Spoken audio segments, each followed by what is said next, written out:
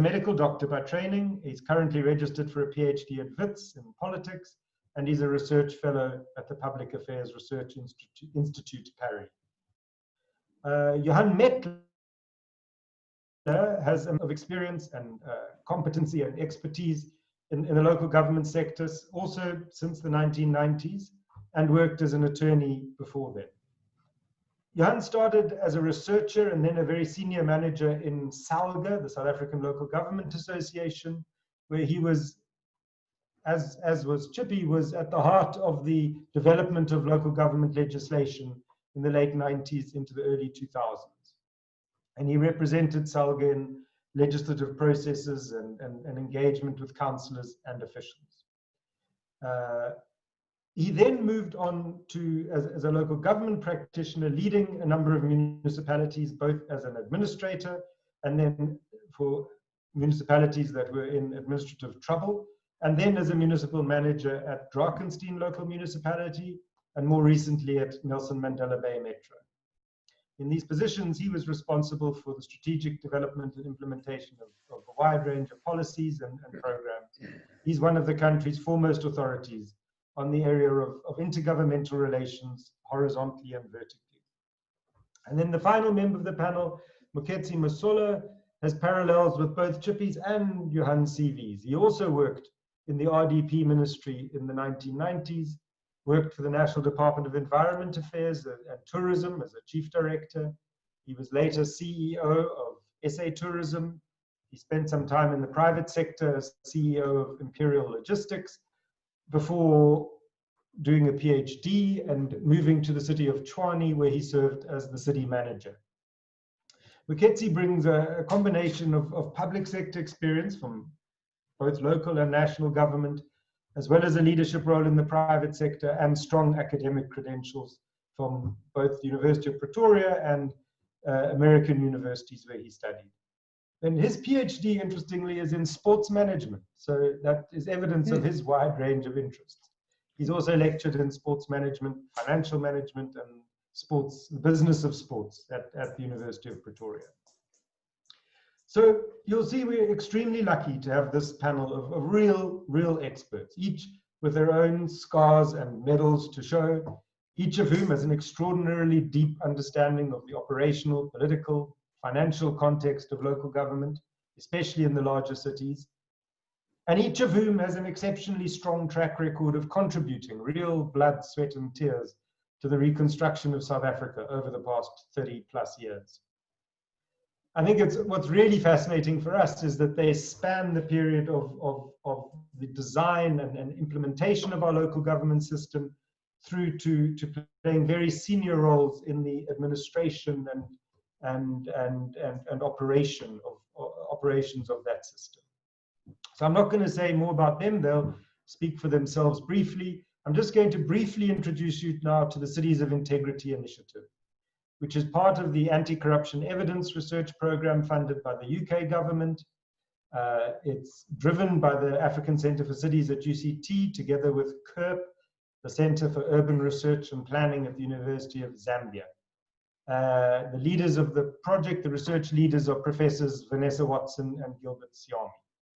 And the project focuses primarily on South Africa and Zambia, with a view to expanding to the region, the whole region. The starting point of Cities of Integrity, which comes through in the video that you've just seen, is an acknowledgement that corruption is a massive constraint to development, and specifically urban development. The surveys that have been carried out show globally 1 in 5 people have been asked for a bribe to receive a municipal service, a public service in a city. In sub-Saharan Africa, it's 1 in 3. Transparency International's 2019 survey showed that 64% of South Africans, 66% of Zambians believed that corruption was inexorably worsening in their countries, not improving. And that's in a context of sub-Saharan Africa, where real estate, this was made also in the video we've seen, is the largest category of foreign direct investment. It's one of the drivers of our economies. And partly linked to that is that we have 5 of the 10 hottest urban land markets are in African cities. So the seeds for corruption in the urban development process are very well planted and well watered. For example, I've been working recently in Kigali, where peri-urban land that is converted into urban land increases in value by more than 1,000 times. So the windfall profits are massive. So our project starting point is that corruption in African cities has to be tackled. It's a key challenge of our time. But we've chosen to focus on a particular angle, a slightly different angle to the conventional angle of detecting, policing, and punishing corruption. These are really important, and we don't want to take our eye off those balls at all. But we've opted to explore the potential for building professional integrity in the city building process, with a particular focus on the urban planning profession. Our contention is that without concerted efforts to build and strengthen accountability within the key professions involved in urban development, the other efforts will be severely compromised, not least because of the particularly pernicious and universal character of corruption in the urban development process. And I think that we want to emphasize that we certainly don't characterize corruption in urban development as a uniquely African problem. It is very, very clearly and obviously a universal problem. It's part of the ways in which cities grow and are managed. But we argue that given the context of Africa, the rapidly urbanizing context of Africa, it's essential that we identify the strategies that can tackle it effectively. So that's enough from me. The format for this afternoon is that I'll pose a few questions to the panel before we take questions from the floor, which is the rest of the world. So please put questions in writing into the chat, and then they'll be collated and forwarded to me to ask to the panelists towards the end of our session. So I'm going to start off really to get the 3 panelists to start talking, to reflect on what the high-level message from Chippy's 2 books, which he highlights the convergence of 2 powerful forces driving corruption in city governments. The political interference in the appointment of officials and in the procurement processes, and then the unhealthy relationship between land and property sectors and local politicians or city councillors. So there's political interference in the mechanics of running the city, and then there's this underlying unhealthy relationship between the property sector and city councillors. So it's really to ask the three panelists, I mean, do you agree that convergence of forces is what makes corruption inevitable? Or do you think there are other factors that we might be overlooking? And I'd like to, let's start with Moketsi, if you could kick off. And then each panelist will have about 4 or 5 minutes to respond, and then we have another round of questions. Thank you very much, Stephen, for such a wonderful introduction. And indeed, I would like to welcome my fellow panelists, Chippy and Johan, whom I have not seen in a while. Very good to see you, gentlemen. Stephen, just going straight to your question. I mean, I completely agree with the 2 points that Dr. Oliver has raised. As the whole issue of political interference and the unhealthy relationship between land and property sector. I don't want to dwell on that because I'm sure you'll probably talk more about that. I want to raise other 3 things which I found were equally very, very important, which I actually found specifically as examples in the city of Tshwane. I found out soon after I was appointed in 2017 that more than 50% of the planners in the city were actually not registered with the planning profession in South Africa. So these are professionals that had actually allowed their registration to lapse. So that's actually quite significant. It's very important because registration with a professional body means that you are held accountable in terms of the code of conduct of that particular association should you be found to actually have done something wrong, professionally speaking. And when you are not registered, you escape any punishment in relation to the association because effectively you are not a member of the association. And I found out that actually planners were doing this intentionally. So they would actually allow their professional registration to lapse, so that should actually be found to be involved in any acts of corruption in the city, that you would not actually be able to take them to the planning profession. And that was very interesting. Secondly, which was bizarre, was the city of Tshwane refused to pay for the fees for registration for the planners. Now, this doesn't make sense. It does not make sense because it means that in that case where one of the senior planners, or even the city planner for that particular matter, if it's involved, he or she's involved in an act of corruption, you will not be able to actually take them to their professional body and to be able to make sure that the code of conduct is applied to them accordingly. Now, obviously, planning is one of them, but also project management as a profession. It's very linked to city planning because most of the city projects are actually projects. If you build a reservoir, if you develop a new township, in cities we run this as projects. So project management skills are very important. I equally found not only planners, but project managers had actually allowed their registration to lapse. I made it a policy in the city while I was there that all the professionals must be registered. It actually now in the city, by the time I left, I had made it a policy that the city first must make sure that all our planners are registered. Number two, that the city then becomes responsible for paying for their registration. Because when that is the case, then I could then be able to actually take action against those when it was necessary. The second issue Stephen deals with, I found it very strange. I don't know if this is the case in Nelson Mandela Bay or in Cape Town. The other panelists, they can actually indicate on this. What was very strange for me was in all the three big developers in the city, and I'm going to call them by name because this is not a secret. You take a company like Atterbury, which is a really, really big property company in the city. You take a company like City Property, that specializes mostly in residential and student accommodation. And then, of course, you take another company, M&T Developers. Now, these are three really significant developers in the city.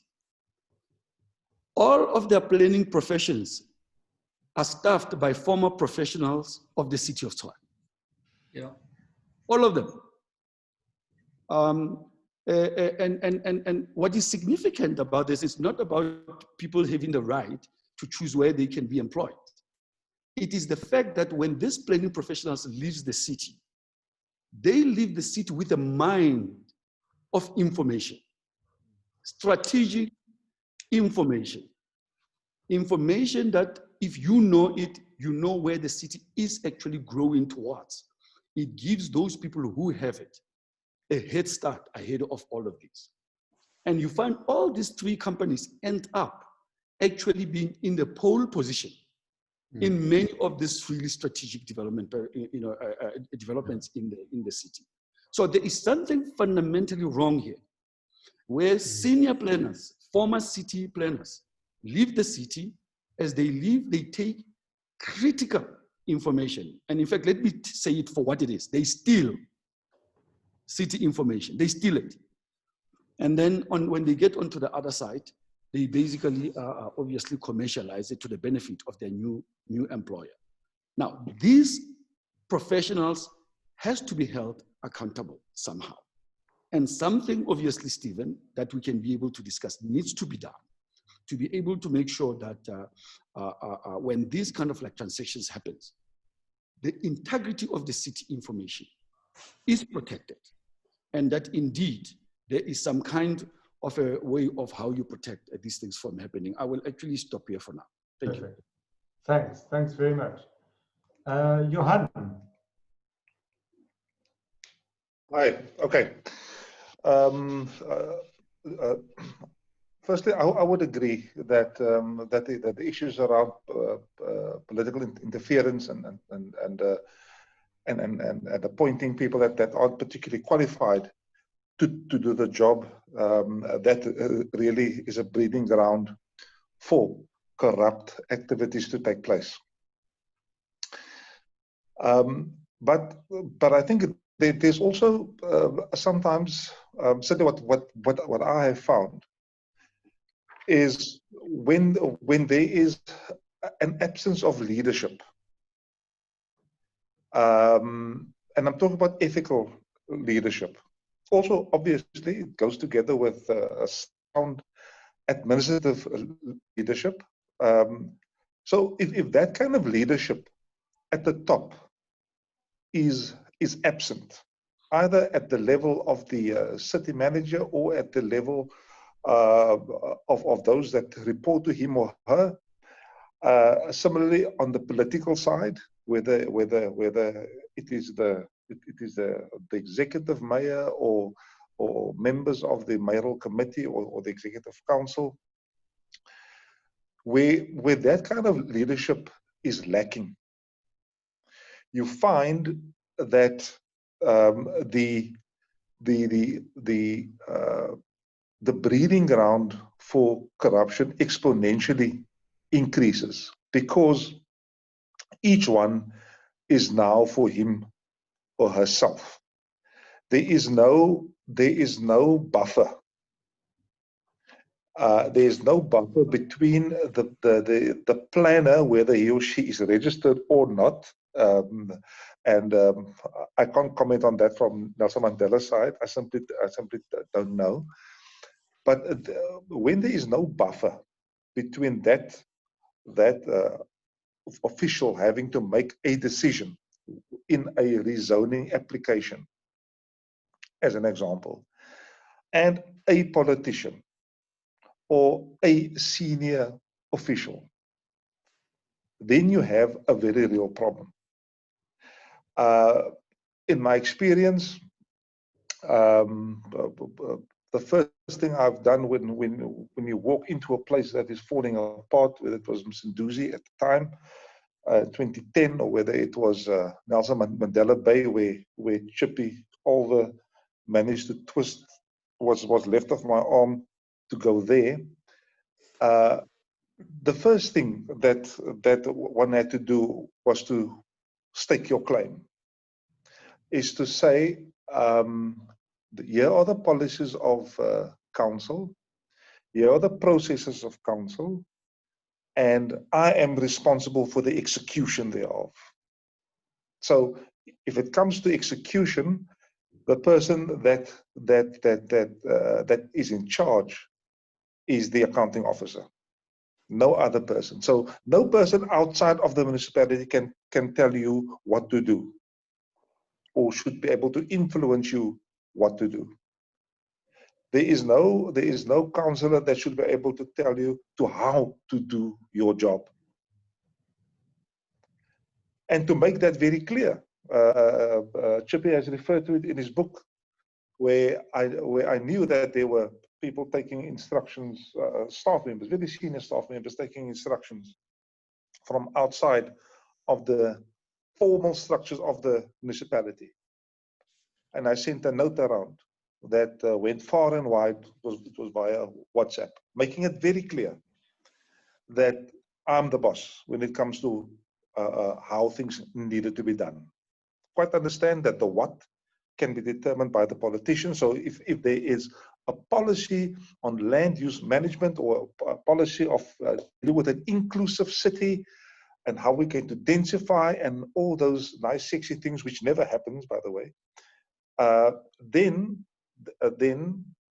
they do that. But what I do is I then say, okay, all of this happens via me and the system that I'm accountable for. Now, how does that help? It helps in the sense that that's very same official who feels under pressure to let a zoning application go, to let it slide,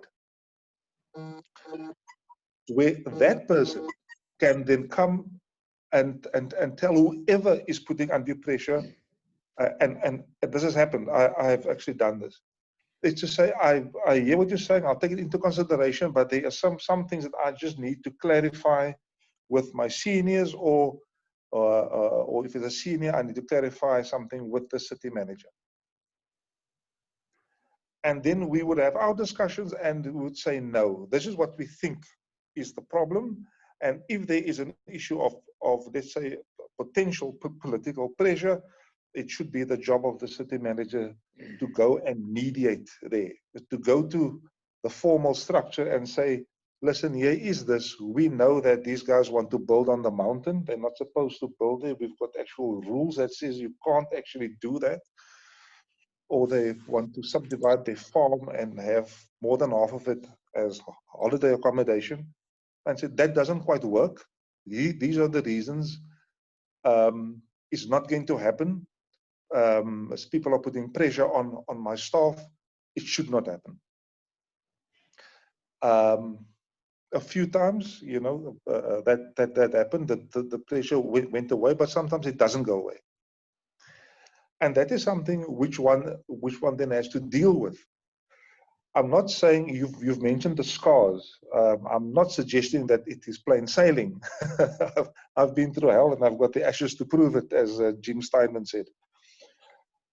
So one must be able to not only recognize that these are the typical instances of corruption, but one must lay the foundation, this, and give people the space to operate ethically and in good faith. Because the good faith part, which I think is often under or not emphasized enough, that all of these matters are done in good faith. If people act in good faith, if politicians come to you in good faith and they happen to ask about a particular issue, then one can handle that in the normal course of events. But it's often the bad faith part, where if you don't do this, then I will make sure that that this happens, or you know, you won't be reappointed, etc.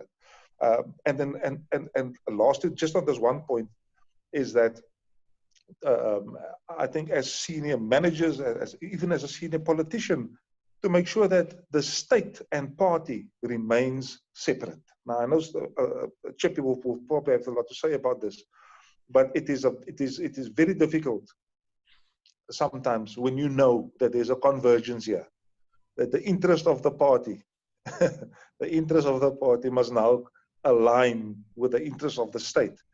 And you can see that train coming, you're standing on the railway tracks, and you are telling yourself that this simply cannot be allowed to happen. I'll hand over. Thank you. It's a good point to hand over to the expert on the subject. Yeah, that was a cliffhanger, Johan. You had us enthralled. We're waiting for the next installment. Hello everyone, and thank you for the invitation. Just to respond to the topic that you've posed to us and that introductory video, you know, I salute the direction that you're looking at, because when we ordinarily think and talk about corruption, the public debate on corruption, we're concentrating most of the time on procurement and fraud in the procurement process.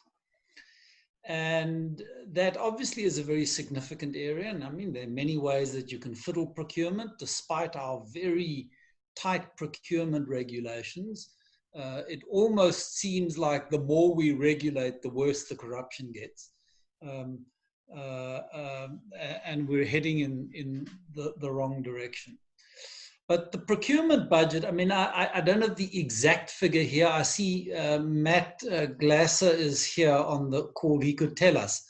But it's under 100 billion rand per annum. I mean, I think the total local government expenditure last year was 324 billion. So it's less than a third of that. It's around 20%. But local government does some other very, very important functions. And it's probably its most significant function is around the process of land enablement. And land enablement involves many things. So it's, including a parcel of land in a broad spatial plan for a municipality, zoning it and giving it development rights and setting out how high you can build on that property and how much parking you require. And then there are a whole lot of other steps that are crucially done by local government, like getting the bulk infrastructure up to a site or getting the transport connections. And each of those actions has an exponential effect on the value of the land. And as a sort of order of magnitude figure, I mean, the total property market in South Africa is around 6 billion. And it's going up, it increased by 1 billion. 6 trillion. I'm getting my noughts wrong. 6 trillion rand. And it increased by 1 trillion in the last 4 years. And just one of those steps which municipalities do, which is approving building plans, the value of the building plans that they approved last year was around 110 billion. So already bigger than the procurement budget. So if you want to look where the real value is that local authorities are creating, it's in land and land enablement. And from a corruption perspective, we tend to ignore it. It's something that the Auditor General doesn't easily get to look at because there's no money. I mean, you may pay a license fee, an application fee, but there's no ways that the Auditor General can measure the value that's being created indirectly. There's no transfer of money from the municipality to the private developer. So if you're wanting to fiddle and do backroom deals, let me tell you, land is a much better place to get involved in. Just for those of you that are taking notes. And I hadn't, the penny hadn't dropped for me until I went and started doing research for the city of Cape Town, which, everyone says is such a well-run city, and it is largely well-run. I mean, they've got a very meritocratic culture. Generally, they appoint competent people. Helen Ziller turned it into this good governance model for the DA. So I was intrigued as to what I would find in Cape Town. And the first thing, and this is just to reinforce a point that Mkhetsi's made, the incestuous relationship that exists between the big property developers and the planning departments in the city is gobsmacking.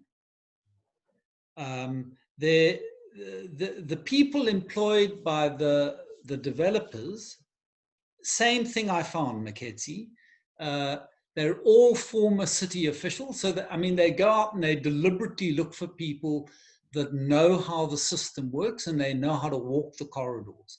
And those people go back into the city. They spend almost as much time as they used to spend there, walking the corridors, talking to people, networking, not necessarily doing corrupt deals, but it's, influence, favors, gifts, rugby games, trips here and there. And it's a very slippery slope. The kind of pressure that gets placed on officials to go along with particular strategies or applications is quite substantial. And on the developers' side, for them, time is an absolutely critical element in profitability of a development. So if a development takes 4 years to get the first sod turned, you're fine. The minute it starts stretching to 5, 6 years, 7 years, you see your internal rate of return start to plummet, and eventually you reach a point where you go bankrupt and you run out of cash. And at that point, developers do really stupid things. I mean, they're now desperate. It's make or break for them. And they will break the law if they have to get a viable development passed. So there's very strong incentives on the developer side to bribe officials. And, you know, there are equally strong incentives on the official side to, you know, get a backhander. And, you know, there's an enormous amount of, like, what I would call low-level corruption happening in planning departments, and it happens in every planning department. But what struck me in the city of Cape Town was how some big developments were sort of almost lifted up to a political level, and there were high-level political deals being done with huge transfers into political party, you know, bank accounts. And, you know, Cape Town, these deals were going on. They were extensive, and there was a deeply incestuous relationship at the very top level of the city between the developers and the politicians and some of the senior officials. So maybe I should just pause at that point, Steve, to say, I mean, you know, you're on the money. This is the area to look at. Yeah. No, so thank you. Thank you. That was a fascinating round of questions, of answers, which I think, you know, that worked very well together in reinforcing a compelling picture. What I'd like you to talk about in the next round of questions is to reflect on some of the individuals that, or those examples of these problematic situations that you've seen, where a higher ethical standard, where a professional with greater integrity would have achieved a different outcome.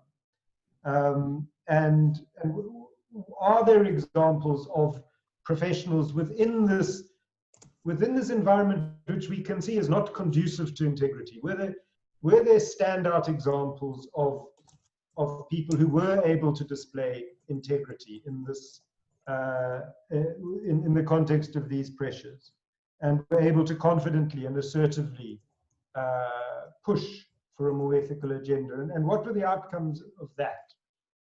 Some examples from either from your interviews or from your experience. And maybe we could start with you, Johan. Okay.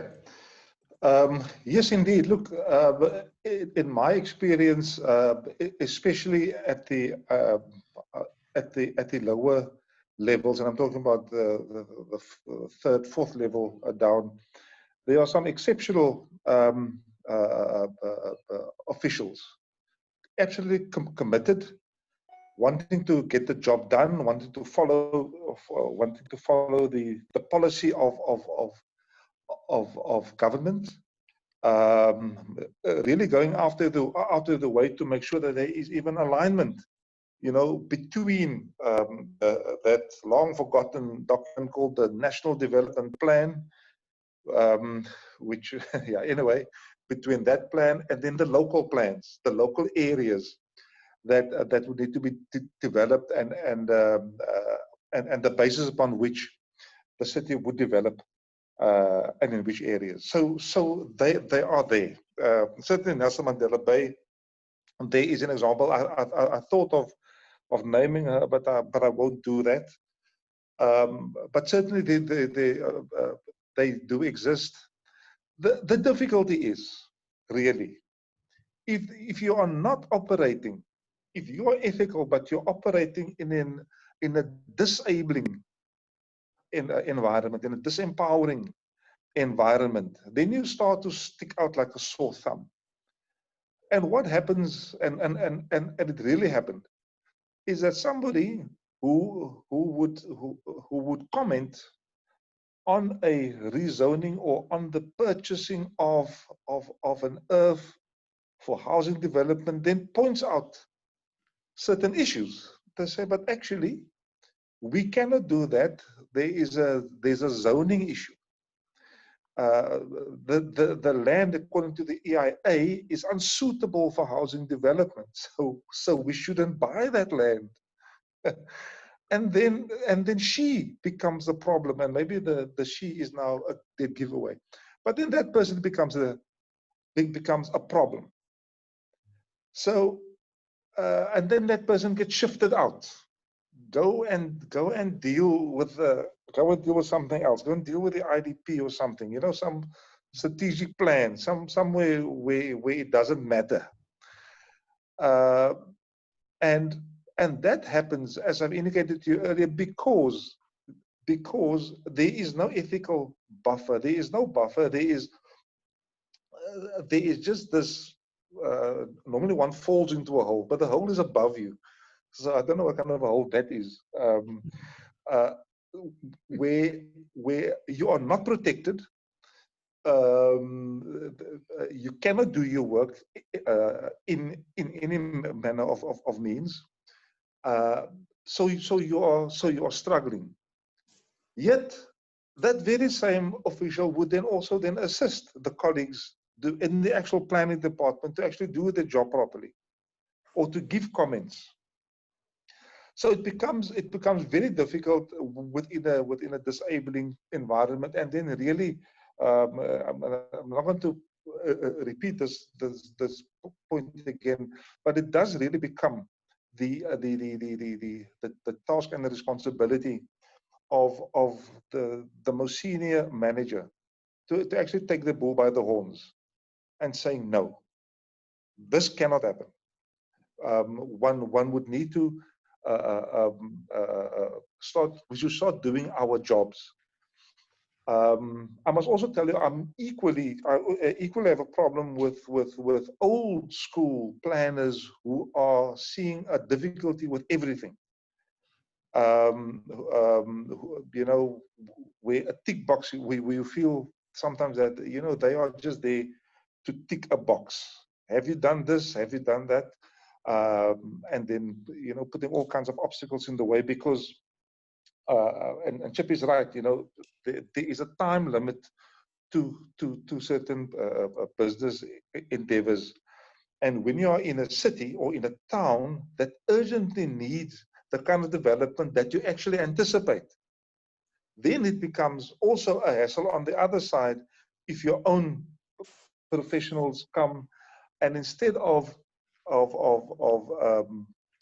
coming together and say, right, we've got these, here are the issues that we are looking at that may be a problem, but we feel that within our policy framework, this is how we can deal with this, although it won't follow the normal route, but it can be dealt with. So sometimes I think as planners also, they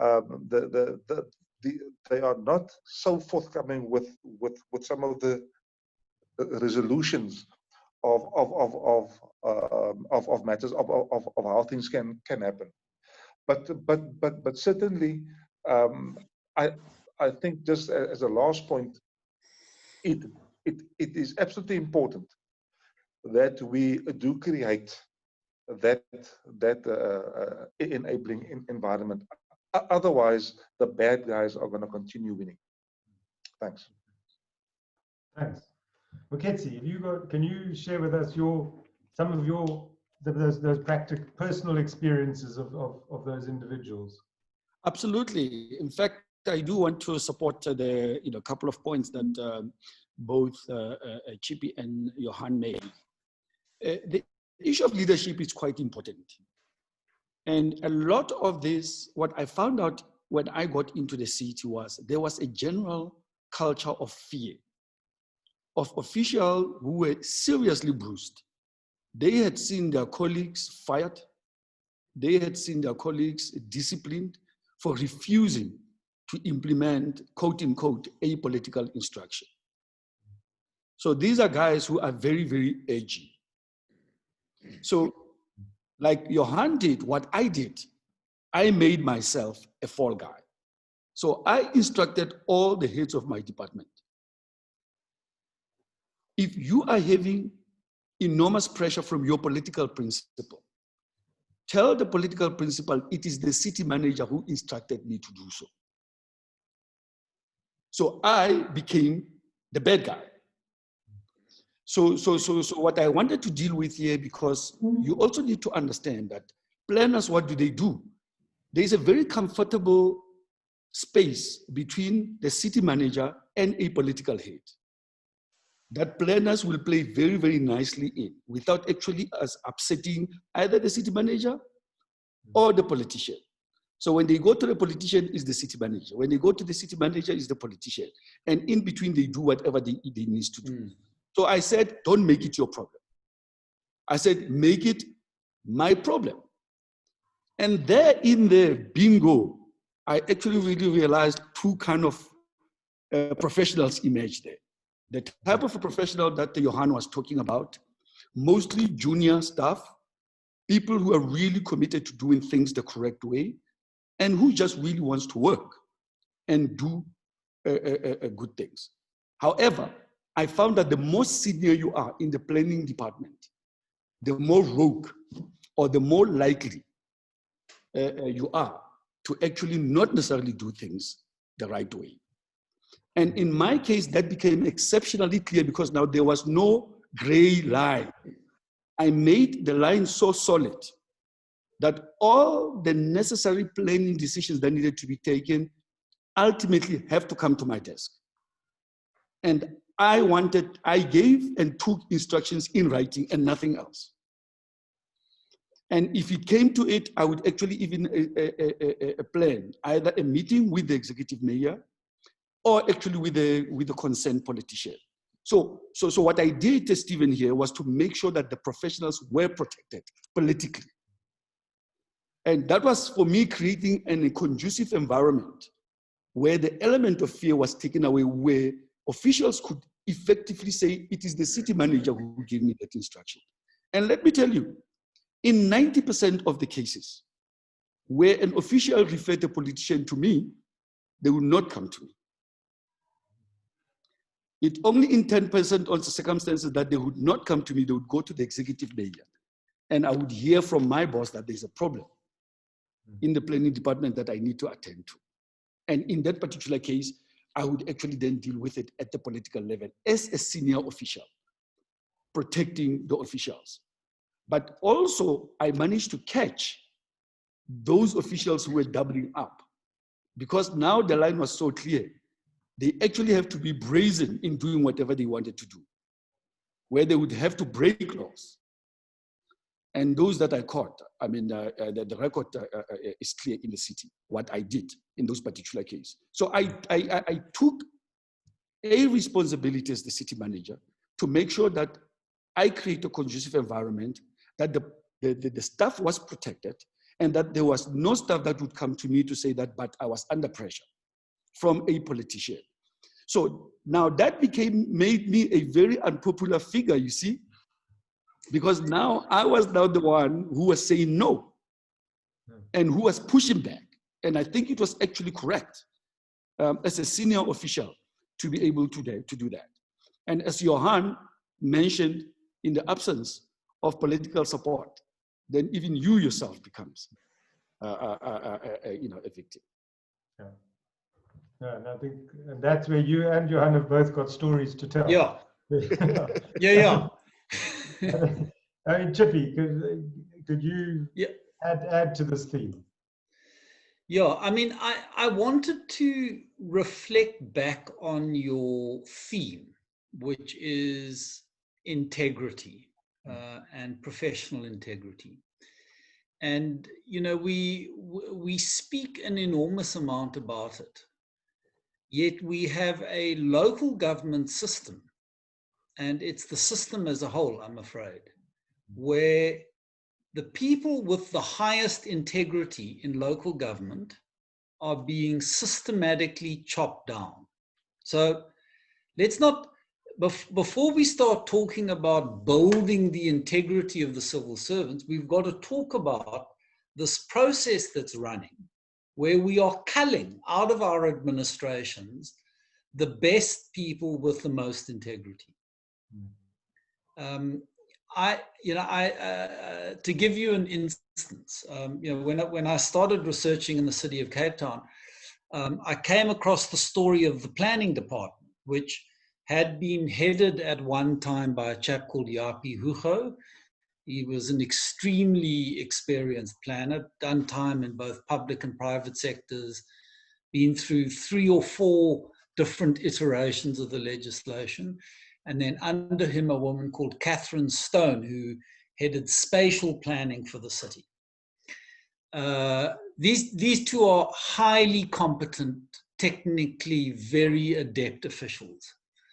But they had both been retrenched. There was a organizational restructuring. They were made to reapply for their positions, and they were deemed incompetent in the process of rehiring them. What was their crime? I'll tell you their crime. They stood up against 3 particular developments in the city of Cape Town that were catastrophically bad decisions, but which the politicians rammed through. So these were West Cape, up the west coast towards Atlantis, where the city shouldn't be developing a node. I mean, Atlantis has been a disaster. And 2 big developments in the Philippi horticultural area, which is, apart from being an environmentally sensitive area that's crucial for the food security of Cape Town, it's also the area where the aquifer, in Cape Town is being recharged through. So if you concrete over the Philippi horticultural area, you're stopping your aquifer recharge process. The city should not have been developing in either of those areas. The politicians decided they want to back the developments. Catherine and Yapi stood up against them. The next year they were out. So even the well-run city of Cape Town, model, best practice example, supposedly corruption-free, the 2 best and brightest of the planners who stood their ground, didn't bend because it was the wrong decision that the politicians wanted, they were gone. That little exercise is happening in every municipality around this country. And there are some sort of nominal protections in terms of the Labour Relations Act, etc. But let me tell you, if a council has decided to get rid of you, they're going to do it. I mean, Johan and Maketsi are 2 shining examples of, good, competent managers stood their ground, made unpopular decisions, and they were out. And we have a system in local government which is completely biased against the officials. There is no protection other than the court. So you can go to court and you can challenge the suspension or the dismissal and you can get a payout, but you're never going to get back into your job. There's nobody that, unbelievably, there's nobody that regulates public administration in local government. Nationally, you've got a public service commission. You can appeal to them. They can mediate if there's a dispute between a minister and a DG. Local government, you stand alone. City manager is standing alone against a bunch of politicians who, if they want to be rapacious and loot and steal and you standing in their way, there's nothing stopping them getting rid of you. So we've got to fundamentally relook at the protections we give to senior managers in local government. And this needs to go hand in hand with rebalancing the power relations between the politicians on the one hand and the administration on the other. We've allowed the politicians to erupt into areas where they have no business being. There are very few consequences. So, they can vote in council to get Maketsi out of the way. None of those councillors that voted you out, Maketsi, I mean, what consequences have they faced? So we have a system that is biased against good people. And if you're going to be harvesting every year the best and brightest out of your administrations, you're going to be left with the chaff. So sorry, I'm ranting, Stephen. You can stop me if I'm going over. No, I think, look, I mean, I think that is a key point. I'm going to go to, I'm reading some of the questions that have come up in the chat. And so the one that I'd like to run past you, and he's getting a lot of airtime because Chippy's already mentioned him, is Matt Glasser, who has asked the point about, I mean, understanding that there are problems with the system. Is there an advantage in greater, he's talking about sunlight being the best antiseptic. And is there too much secrecy in the system? Is there, if there was, what would be the issues around shining brighter lights, greater transparency into the system around the decision making? I don't know, who'd like to have a go at answering that question?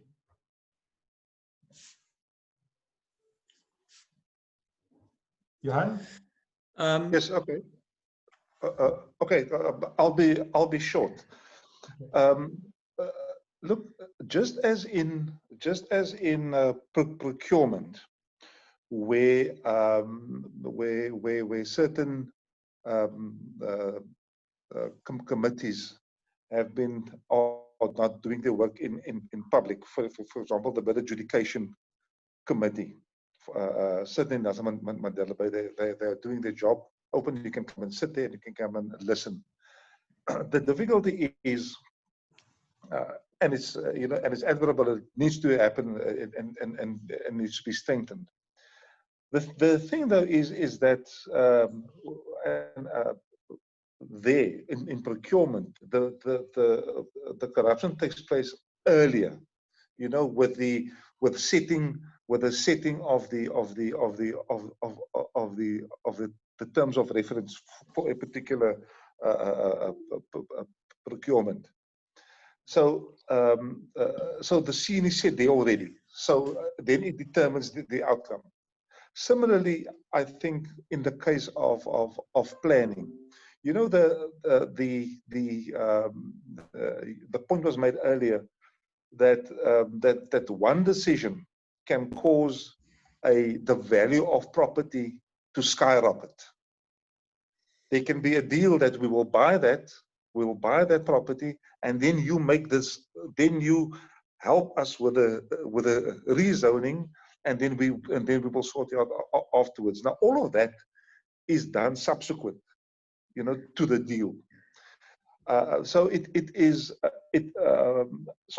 so the first point I want to make is I agree that one would need greater transparency, but then also that the policy or the policies that are being implemented must be equally transparent. People must be able to say, here is the policy. This should actually happen in this particular way. You are now not doing it in that particular way, and there is a problem. So the processes must also be clearly spelled out so that there can be a predictability in the system. There's nothing that says that there cannot be a predictability when I apply for something.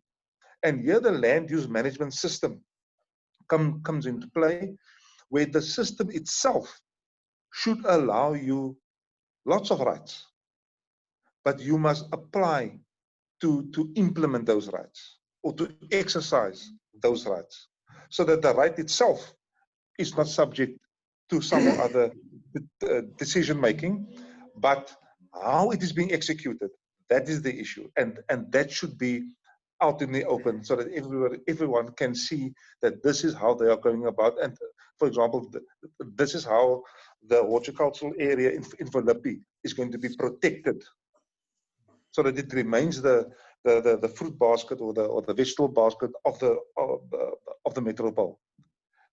Despite one or two developments happening perhaps on the periphery, if that is the route that they would want to go, but that is then clear, it is open, it is transparent. So I do think that we can jack up our rules in that respect. Thanks. Stephen, I mean, I don't want to say much. I think both Johan and Chippy has said a lot on this subject. Suffice to say, a transparent system run by people without integrity, it's equally corrupt. So it's not only transparency, it has to be transparency, but it also has to be people with integrity, because as Johan correctly points out, it is these people that even before a transparent meeting takes place, if you like, actually have to compile the specification for a tender. It's just there.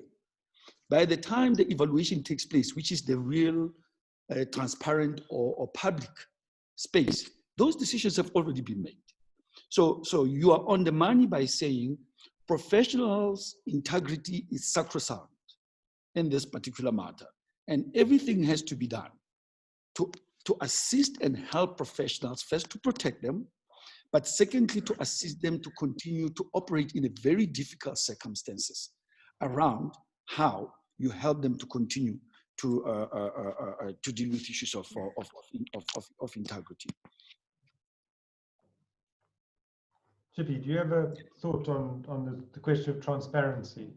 So, I mean, look, as a general principle, I think greater transparency, shining a ray of sunlight into the darker recesses of local government decision-making is good. But on its own, it is an insufficient strategy.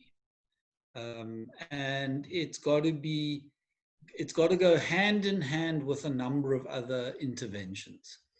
I'm sort of trying to follow some of the questions on the chat. So one of them was, do I have any specific legislative proposals around protecting officials? And one of the interventions that I've been sort of trying to punt is to establish the equivalent of a public service commission for local government, which at the very least can act as an appeal authority for senior managers and municipal managers that are being victimized by politicians. I would go further. I mean, I think we need an asymmetric system of managing appointments and dismissals in local government. And quite frankly, I think the right to appoint a municipal manager and to fire it is a right that should be earned. It should, in other words, municipalities need to be able to show that they can manage their affairs and adhere to a certain minimum level of good governance in order to be able to hire and fire their senior managers. If they can't meet those minimum standards, I think an independent body like a public service commission should make those appointments. And I've been in favor for some time of a pool of senior managers. I mean, we've now rotated so many people through the system, and you could include highly experienced people like Maketsi and Johan who've been in the system and been ejected by it. So the Public Service Commission could then draw on that pool and put them into places where you have particular challenges that need to be addressed. So I do think there's specific, and I may not be covering all the areas around employment and human resource management, but those are two ideas I've been working on. I do, on the subject of laws and regulations, I'm not in favor of over-regulating the system. The last 10, 15 years, financial management in local government has become a nightmare. It is so over-regulated that things don't move through the system. And what that does is it then gets developers and others involved in it to then get even more frustrated and to have to fork out more bribes to get things to facilitate. Every regulation you add is another control point that you insert into the administration, which is another potential point of rent seeking and bribe solicitation. So more regulations does not necessarily reduce corruption. In fact, it's doing the entirely opposite thing in South Africa, which is it's increasing the level of corruption. So I think our current level of regulation is unhelpful.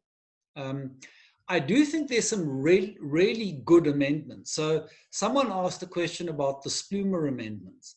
I think what Spluma did has made a huge difference in the whole area of land use plan controls. It used to be that the mayor could take the job of being the appeal authority on all land use applications. I mean, that just raises the decision about a controversial land development decision to the person who stands to benefit the most from the biggest bribe. So I think putting it in the hands of dedicated professional bodies and taking it away from councillors is a good thing. Councillors should not be involved in land use planning decisions at all. I mean, I would go further than the current set of Spluma Amendments. I think what councillors should be involved in is setting policy. So they set the broad spatial plan for the area, they pass the municipal planning bylaws, they can determine in aggregate what sort of building heights, etc., should be there. But actual decisions are always going to be conflictual, and they're always going to have interests lobbying around them. And there is no business that councillors should have. I mean, it's the same as putting a councillor in charge of a procurement decision. It's the wrong thing. So I would go further with the Spluma Amendments than we've gone at the moment. Just the last point, Steve. I mean, on professional associations, this was a question a few questions back. I'm afraid I know nothing about the Town Planners Association and SAC Plan and that bunch. But in principle, professional associations are really good things to have. You want to build a professional ethos within disciplines, engineers, municipal finance people, planners. So, to have an association that's setting norms and standards and codes of conduct, that's self-regulating, I think is a really good thing. I think the professional associations have been too timid. So the instances that are getting more and more frequent where good professionals are being targeted and hounded out of the system, they're chup still on. They've got nothing to say. So I would like to see more activist professional associations that are calling out instances where codes of conduct and ethics are being compromised or there's interference taking place in their profession. Thanks. Thank you. Stephen, if I may, just to follow up on this issue. Yes. I just want to speak to regulation. Spending 2.5 years as a city manager in the city of Tshwane, I used to pull my hair as short as it is, trying to work through a highly regulated sphere of government. I must admit and agree with Dr. Oliver here is that we don't need more regulation in local government. Our local government system, it is heavily regulated.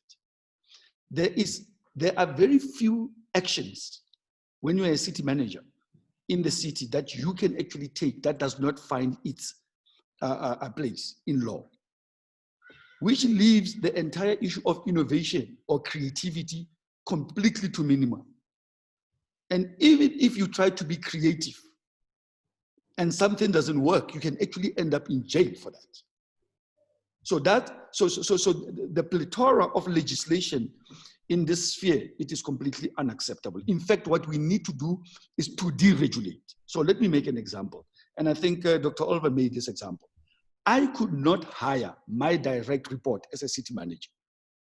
Now, when you read my CV, you said that I was a CEO of Imperial, holding a private company. The board of Imperial only appointed me and the CFO, that's it. Operations director, marketing director, strategy director, sales, all these other people, I had the responsibility to hire and to fire them. As a city manager, you can't. You do not appoint your own direct reportee. You can't fire them. Even if you find somebody stealing, you still have to take them and ask the council to suspend them. Despite the overwhelming evidence, it becomes a political issue. So the issue here is, why is it that the council does not only appoint the city manager and maybe the CFO, and let the city manager then have the responsibility to appoint the head of planning, which is a very critical function in the city. So that's what I'm talking about, deregulation. Change that law. It already is there, but it is completely over-encompassing.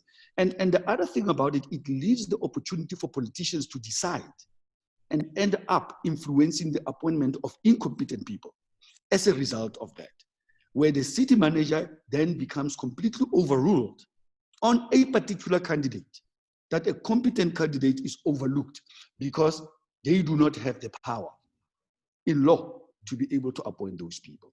So yes, we need less and not more. No, I think one of the things that all four of us are veterans of is lawmaking around local government law, and I think that that this is an opportunity to reflect on that.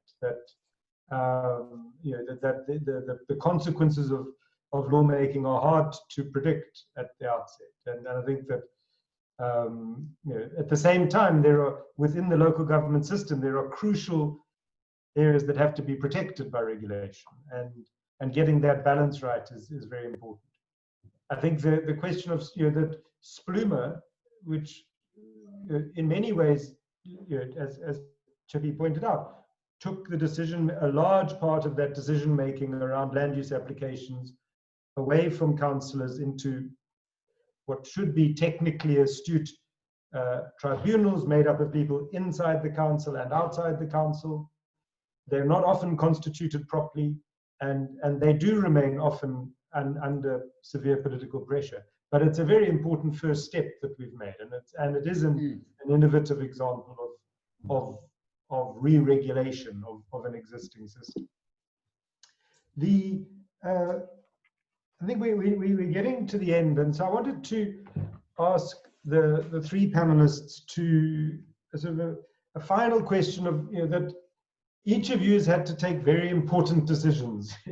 You've all been exercising power in the sort of world of urban development and development, and can you think of examples of where you've exercised power and authority that if you'd done it differently would have had a different outcome, would have led to an outcome that created greater integrity, that has sort of taught you lessons about what it's like to take those decisions under pressure?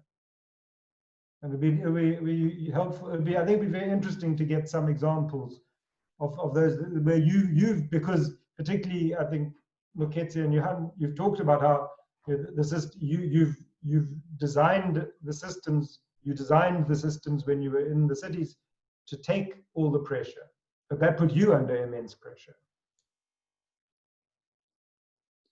Well, I mean, I want to talk to one example, specific example, because it's a combination of having to push back on the one hand, but also on the other side, understanding what lack of political policy framework can do when coming to that particular matter. This week, there are two decisions that have been taken by two separate courts, by the way. One in the Western Cape, I think it includes the land in Tafelberg and the Jewish school. And in Tshwane, where I was a city manager, there is a piece of land called the Plastic View. Now, in Tshwane, Plastic View is on the eastern side of the city, on the eastern suburbs. It's a very valuable, big piece of land. When I valued it when I was a city manager at the time, it was about 2 years ago, it was valued about 250 million. Quite significant. It's invaded by about 40% foreigners and 60% local communities. there has been a court case that has been going for 14 years. When I came as a city manager, there was a standoff between the city, the residents, and the lawyers for human rights, who were basically representing the city, the residents. I took a different approach. I went to the executive mayor. I said, Mayor, we need to engage with the community. This is a political issue. It's not anything else. We need to engage with the communities. We need to work with Home Affairs and with the lawyers for human rights to see how we can be able to find a solution. We proposed that most of those people work in Moreleta Park, which is a suburb adjacent to Plastic View. So it actually made sense to develop a low-cost housing on that land, mixed type development. We got our planners to get in there to do all the necessary feasibility work and all. And in fact, the proposal came back to say that that would be the best particular place for low-income mixed kind of development. But the DA was in power there. And their electorate did not want a low-cost type development, a building next to their voting base, which is basically Moreleta Park. And I put that proposal firmly on the mayor's table and the mayoral committee that this was the right decisions to make. That it made sense economically and in terms of dealing with the whole issue of integrity in the city and stopping building housing far away from the cities. It made sense that we actually came up with a social housing development program. Purely because of politics, the DA completely refused to approve that particular plan. Now, I'm raising that particular element because it was the similar issue with Tafelberg in the Western Cape. So I absolutely pushed, I stood my view on the particular matter. I told both the mayoral committee and basically, and I lost that particular vote. That land, sadly, has been given to a developer to actually basically develop a retail type of development there, which is quite sad because the city has lost the opportunity for the first time to try to integrate meaningfully on a piece of land that they own. And because it was politically inconvenient, they actually chose not to be able to do that.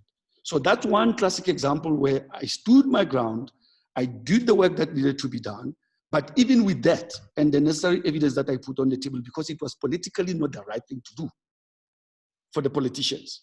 Sadly, the ICC judge has now appointed a judicial officer to try to resolve those matters which the city still needs to resolve, and they still remain unresolved. Thanks. Johan, have you got an example of when you were under that sort of a pressure? Yes. However, not in the planning environment, but in another context of insourcing.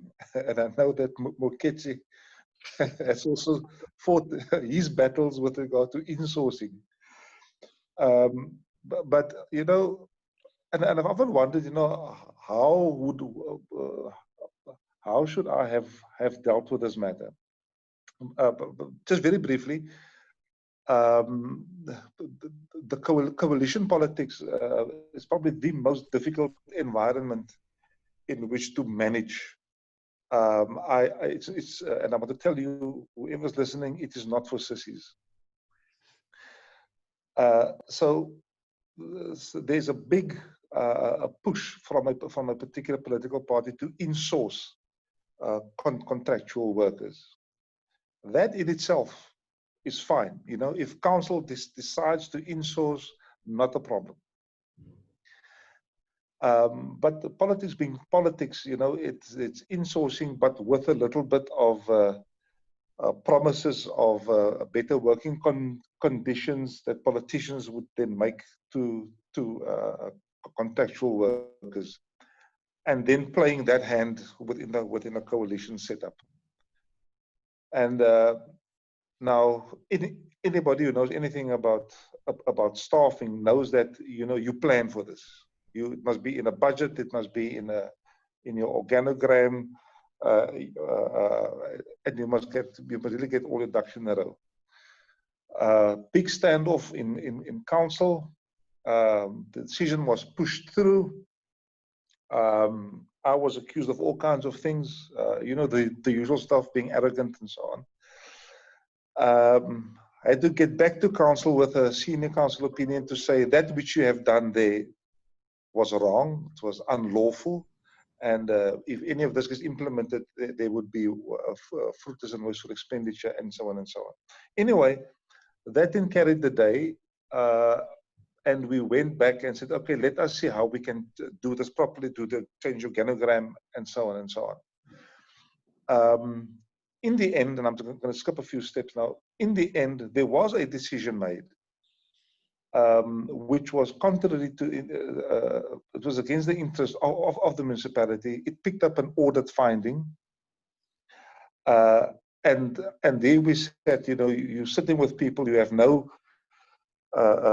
management structure, you did not budget for it properly, and suddenly you increased your operational cost in terms of staffing. So the issue for me was, okay, so if doing it again, how would one be able to do it, but playing more open cards? And I think the mistake that I've made is, the negotiations were at the political level, and those were political deals, whereas the impact would have been felt in real terms within the administrative environment. So clearly there was an opportunity to say, okay, let's try and act here in good faith. This is what I'm putting on the table. This is how it can work, and this is how we can try and sort out. If there's a political problem, maybe we can sort it out in a particular way. But to have the administration and the politicians together around the table, that's not a table that I would like to sit at, because you come second there. As an administrator, you argue with a politician, you will come second. It is the nature of, that's life. It's how it works. It's 11th commandment, if you like. But certainly there must be another way, or better ways that one can actually work in good faith. And I'm stressing the good faith part now, because there's a lot to do with integrity. That one sit around the table and say, okay, this is how we can work. If we are talking about insourcing, empowering people, then this is how we can go about it. But if it's about getting political mileage out of something, then I can't help you. And I think that was really where we missed each other. It was the political mileage that this lot was after, and not really empowering people to get to have a better life. Thanks. Thank you. Chippy, there's just time for a quick final comment. Well, Stephen, my crimes are many, and I don't have time to go through all of them. But I was involved, as you mentioned earlier, in the early drafting of all the local government legislation. So I was the official that drove Structures Act, Systems Act, Demarcation Act, Property Rating Act. I worked with Treasury on the MFMA. And I have to say that that mid-90s period was a very particular mindset, where we were trying to transform an apartheid bureaucracy. And we had this naive belief that, you had to bring a political agenda into government and transform it.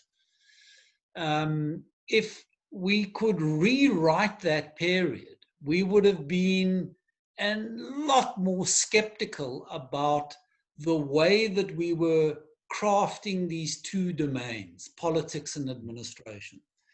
And I don't want to knock, I think the politicians got a bit of a bad rap out of this session. I don't want to knock them. They've got very important roles to play, but we created we laid the foundations for an overbearing political system to completely dominate the public administration part of local government. So I would love to be able to go back and rewrite that stuff. But now we're trying to close the door after the horse has bolted. Thank you, everyone. We've come to the end, and this has been it's been a fascinating discussion. I think all of us, and I think there's been about 120 of us around the world listening to this, to the panel, and we've all been extremely fortunate. We're all people interested in South African cities and their future and their present. And we haven't, thank you to everybody who's put a very rich set of questions and comments on the chat, which we have been reading and we've been drawing into our responses. So thank you. We haven't been able, obviously, to address them all. But I think the key themes of regulation and the professions, power, money, time, are all themes that have run through this, through the discussion, and which are deeply resonant, and all of which need to be taken into account as we chart a better future. So thank you all very much, really, to all three of you.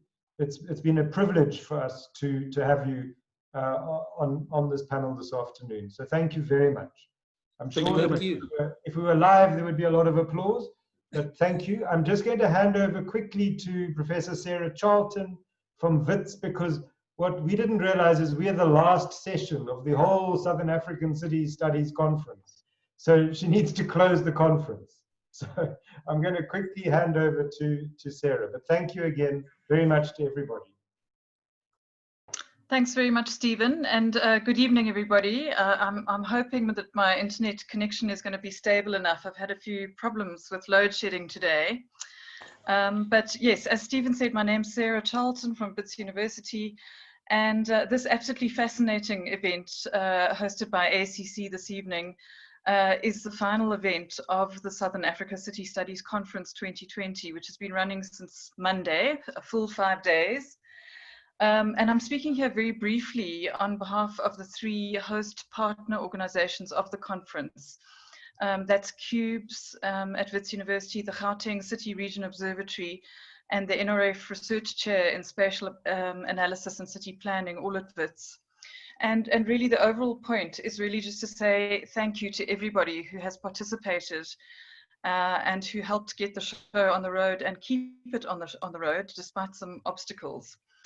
So we've sent a similar email just recently to all the delegates and participants, but it's really good to say thank you sort of in person. So appreciation to the ACC for the opportunity. It's really just going to be another minute or so. So I think partly what we wanted to say is that despite receiving